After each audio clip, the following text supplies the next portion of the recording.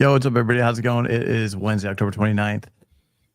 Coming at you. You've got me, Abelio Matos, host of Packaging Unboxed. And you've got Corey the Caveman Connors. Good morning. What's up, man? How's it going?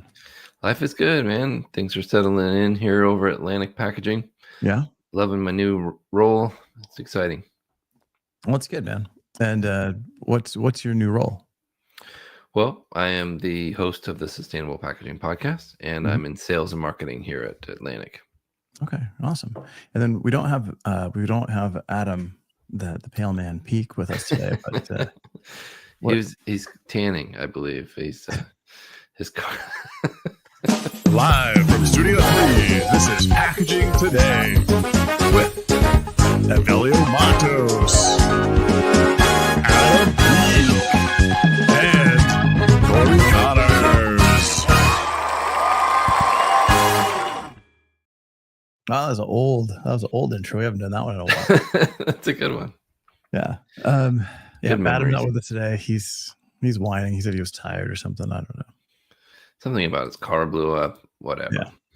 Yeah, exactly. Cool. So we got a bunch of stuff. We got a few things. Last Wednesday, I believe we started talking about some new constructions, like what was really happening in packaging that was new. Yeah. I had Jim Peace reach out with a new structure that I thought was pretty interesting. I'll kind of share some of that in a minute.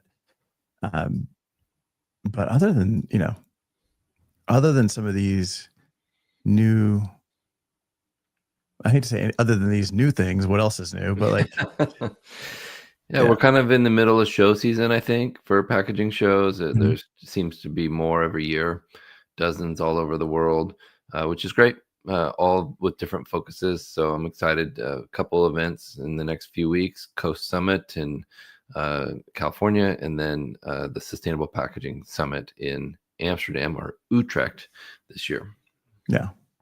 And so how do you choose what shows to go to, right? So if somebody's watching this and they're like, hey, I want to go to a packaging show, I want to see what's latest in packaging, or because there's so many, how do you pick the right one? I only go to shows that add a lot of value, that are very interesting, something unique, maybe something I haven't been to before or I've heard great things about.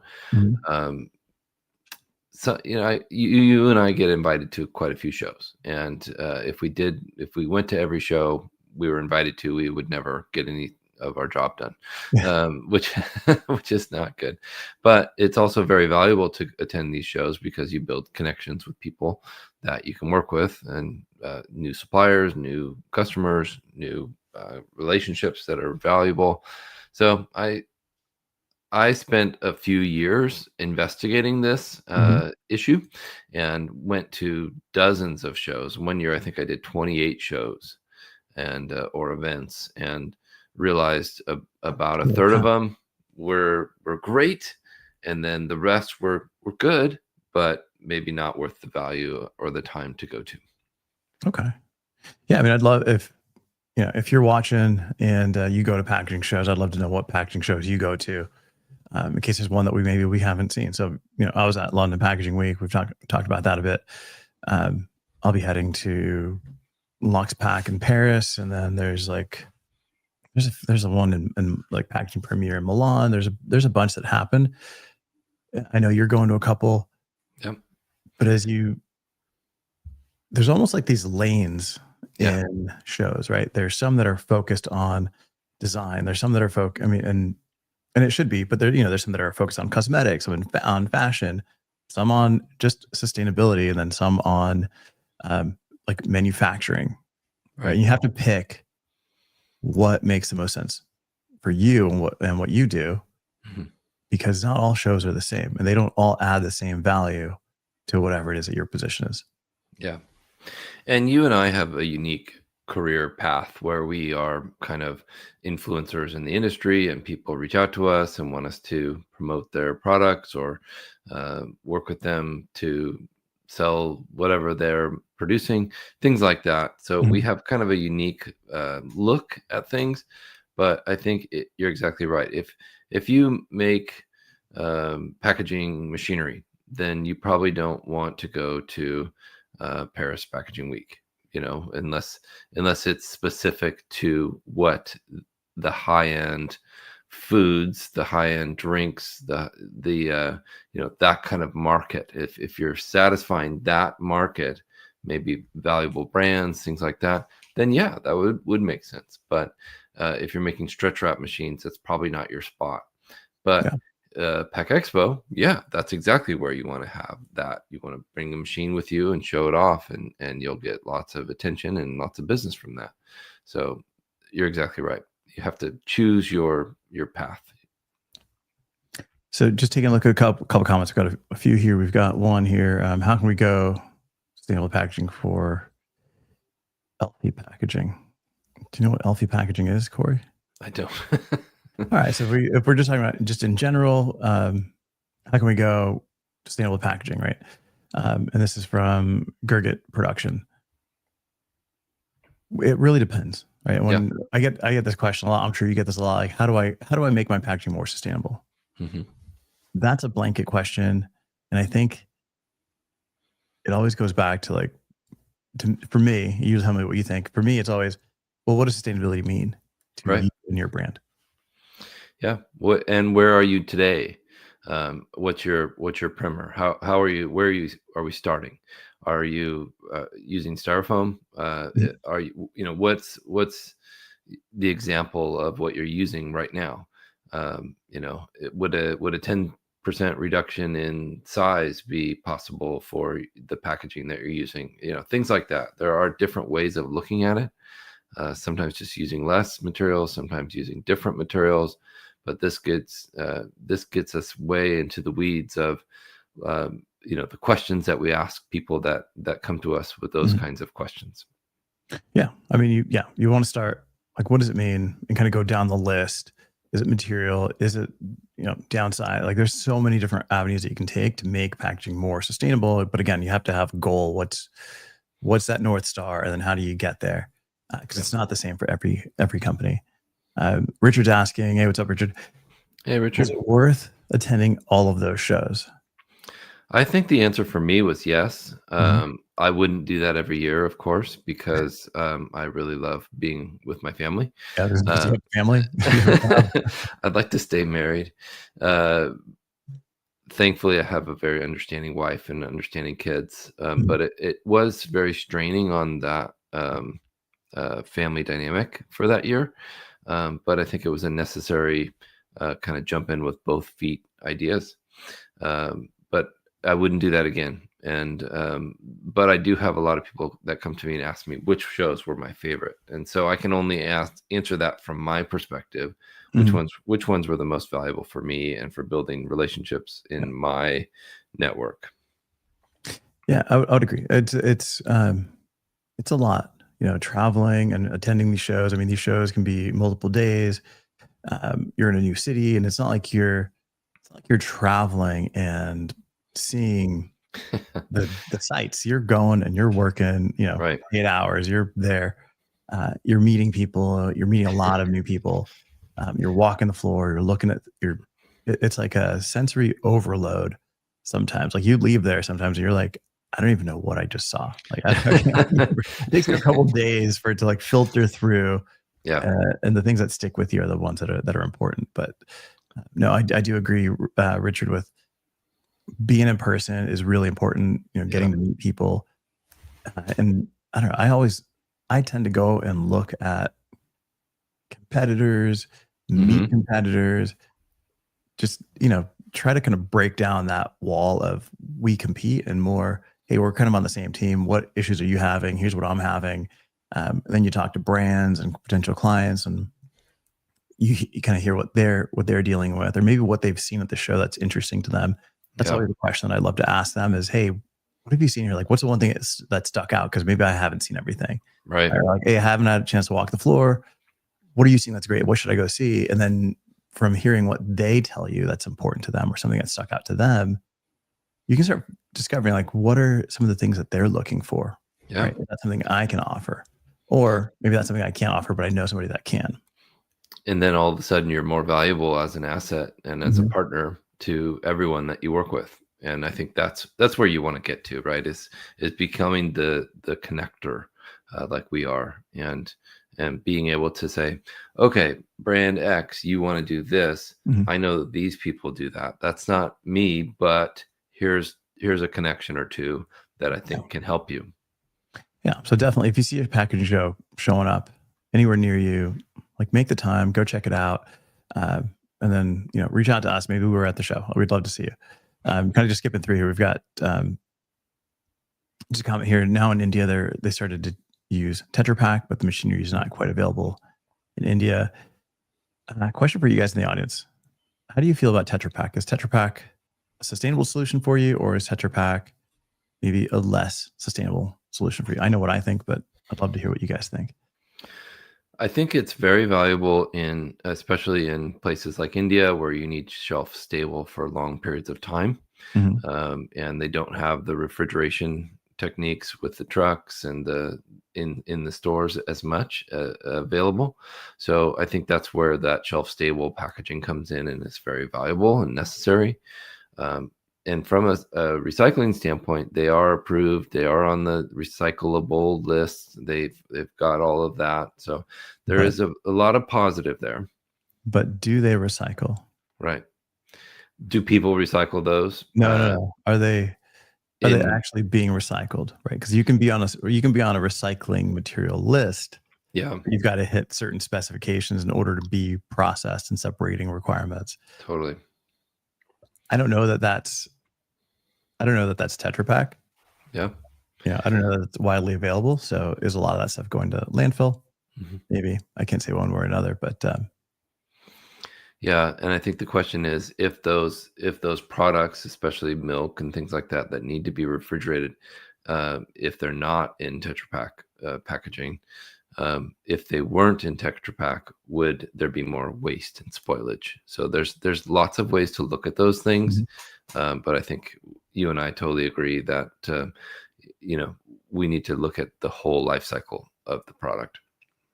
Yeah. And then Jim's comment here: any cuboid packaging maximizes volume and space, be more sustainable, right? So if you've got a cylinder and you pack out, 12 of those cylinders in a box to transport, you've got a lot of wasted space between those round circles, right? Like all those little square gaps. Yep. That's wasted space. Wasted space is not the most sustainable solution. You're packing more, you're shipping more. There's a lot more air, being transported. So you always want something with angles and that locks, and you don't have any gaps in transport. That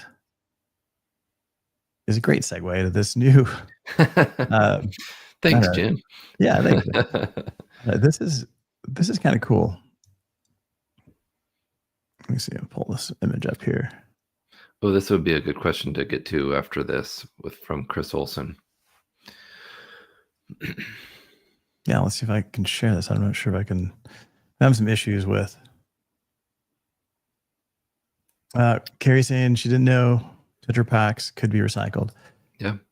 I'm with you. Yeah, they are recyclable, technically and literally. Everything is technically recyclable. Okay, so this is the new cube. This is what's it called? So this is a stand-up pouch. So I can fit this on here a little bit better. Stand-up pouch that Jim sent me a picture of. I'm not a stand-up pouch guy. I don't sell stand-up pouches. I don't design stand-up pouches. But it's always great to see what's new out there. So this thing, if I understand it correctly, this runs on, if you can run stand-up pouches, then you can run this same thing. Benefit here is, again, you're getting that cuboid shape, reducing waste of space. This can run on a monomaterial pouch, which then makes that recyclable. Now, whether that gets recycled in your area or not, that's a different story. But this is a new shape and a new format. It has you've got this billboard space up here. It gives you a little bit of a three-dimensional aspect, and you can hang these. You can hang those. I like how flat they sit. It just looks really sharp. Yeah, it's pretty cool. It's a pretty cool solution if you're in that particular industry, right? If you're doing coffee, if you're doing kitty litter, if you're, pasta maybe. There's a lot of options here. Yeah. I wonder if you could add a clear window. Yeah. Oh, that'd be interesting. Jim, can you do a clear front to this? Oh yeah, it's called the Pouch 3. Yeah, those guys reached out to me. Seems like a good company, very innovative. Yeah, so pretty cool stuff. Again, I don't sell this stuff. I'm not a good, I don't know. I'm not a good sales guy for this, but you guys check it out. It might be interesting, something for you. Definitely something new, something pretty cool. Like I said, if you've got something cool and new happening out there, then definitely share it with us. We'd love to see it and share it with the rest of our audience. I like Hugh's comment here, talking about the Cadbury's chocolate post. I think he's right, and what you were saying, Avelio, where you don't want to lose space in a shipper box. You don't want to just have voids in there because of the shape of your packaging. So this kind of squared off kind of container, or more square container, can be very effective. The same thing with a lot of those flexible pouches, though. If you can get a lot of those in a box, so these kinds of things make a lot of sense. Yeah. Yeah, I'm just looking down the comments here. We've got another one for we do have Chris Olson's comment, right? What low cost sustainable materials deliver a premium feel? Same as the sustainability question. Right? What does sustainability mean to you? What does premium feel like? Yeah. What does that feel like for your brand? Or what does it look like? Right. Yeah. Right. Are you going to stand a pouch? Okay. Well, you're not going to go to a paperboard solution. That might feel more premium. So within the stand-up pouch category, are you doing like a soft touch? Can you add a texture? Yeah, maybe a matte finish looks great. It looks more elegant. Yeah. Yeah. Are you combining different inks? Are you doing metallics? Are you doing neons? Like, what makes that particular thing feel more premium? With maybe aluminum cans? Embossing. Yeah, maybe. Yeah, exactly. Yeah. If you're in aluminum, then what would be a premium feel to that? I know when working with the United Sodas of America team, like they went with a matte label, a matte shrink sleeve, and that felt great. That felt premium. As soon as you grab that can, it was completely different to any kind of can that you held previous to that, because it wasn't slick. It had a little bit of a grip, a little bit of a texture to it. So instantly that communicated different. And through visual design and color, it communicated premium. Yeah. Yeah. So it's a little bit of everything, right? It's like texture. How does it feel? How does it look? For me, sometimes it's like, how does it sound? Right. Right. If you got a higher pitch, it feels cheaper. If you've got a lower, deeper pitch, it feels more. It feels heavier and a more serious material. More elegant, maybe. Yeah. Yeah. So there's a lot there. Going down here, we've got you mentioned the Cadbury. That was a great post. I think it was Clayton Gons that posted that. I think Hugh posted that as well. Yeah, we'll need to do some taste testing for sure. Yeah. Going down the list here of just questions. LDPE, for example, could have a matte finish. We need to get some more pack of the weeks going. So if you're out there listening or watching and you want to have us look over the packs that you're interested in, or you could suggest, send us a link to a new design and we can analyze it on the show as a group. Yeah, we'd love to talk about your packaging. Before we get to can we solve it, start thinking about a question. What kind of questions do you want to ask us? Challenge us. Can We Solve is brought to you by the team at SmartSolve, who make water-soluble packaging. That's another material you can also look at for very innovative. Yeah, but it's also a great way that you can differentiate, create like a layered experience. I know I was looking at a few things where maybe, for example, it's something that's on a box or something that's on a jar, and you've got multiple layers of artwork. Oh, cool. And it's like if it's a packaging that needs to get wet, you can remove the art on the front. You've got a second layer below that. And then, it reveals another piece of art below that, right? Like you can start to create like these different layer things. So there's a lot of things, or maybe just the packaging completely dissolves, which right. Well. They've got some great examples at SmartSolve. Really interesting to see. Yeah, for sure. All right, so I know we wanted to touch on this the other day. Before we get to Can We Solve It, what's going on with chemical recycling? Hmm. A lot of different things happening there. A lot of mixed feedback. You and I have both heard that it's not the most sustainable alternative, but then there's people that are doing it successfully and saying, well, it's changing and we're more efficient now, and it's more sustainable today than it ever has been. So I'm excited to see what happens with it. If it could be a viable option, that would be great. If it could actually turn that waste into something that would be valuable in a way that isn't more abrasive to the environment, then that would be wonderful. Yeah, I always see chemical recycling something that's way expensive, Mhm. not realistic in today's world, at least in the US. It seems more viable in countries where they've got better separation at right? Because now you can Right. have like specific materials, you know what that process is going to be like, you know the turnaround time for that material to be processed. Yeah. But in the US, where you've got just basically everything just gets dumped into either a blue bin or a green bin, Mhm. and then you've got MRFs that have to separate this stuff out, and you've got a lot of contamination.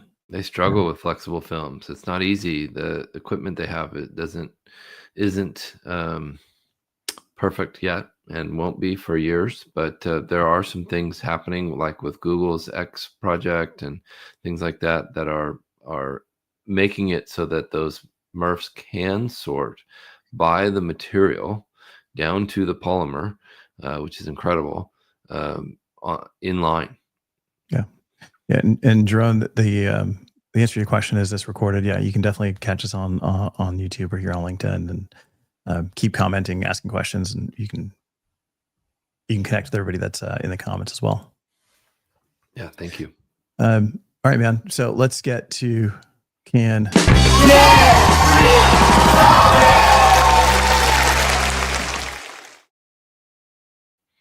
All right, so question here. I'm going to give this to Corey. Yeah. Corey knows this. How much will it cost to install a Tetra packaging machine? My understanding of Tetra Pak is they supply the machine at no cost. Now, I don't know if that means it's installed for free, but my understanding is they don't charge you for the equipment as long as you're buying the material in perpetuity. So it's kind of it's a reciprocating fee where they're going to earn their money back by on the margin of the material itself. So I don't know where those machines are made. I know there's a few different brands. Tetra Pak is just one of them. I think there's a few other ones that are very popular globally. So yeah, I would reach out to them and see, and I would reach out to their competitors and ask them too. Say, hey, what would it cost to get a machine here in India, and is the material local? So my understanding is a lot of that material is actually made in India. So I think you'll be happy to hear that news.